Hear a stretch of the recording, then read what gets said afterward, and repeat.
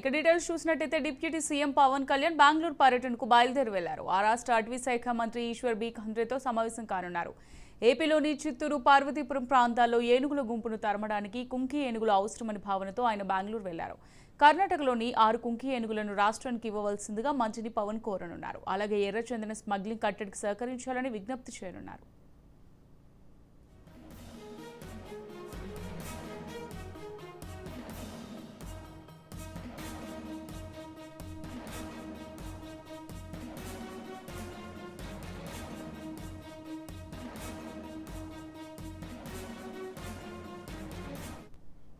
Deputy CM Pawan Kalyan Bengaluru పర్యటనకు బయలుదేరి వెళ్లారు. ఆ రాష్ట్ర అటవీ శాఖ మంత్రి ఈశ్వర్ బి ఖండ్రేతో సమావేశం కానున్నారు. ఏపీలోని చిత్తూరు, పార్వతీపురం ప్రాంతాల్లో ఏనుగుల గుంపును తరమడానికి కుంకి ఏనుగులు అవసరమని భావనతో ఆయన బెంగళూరు వెళ్లారు.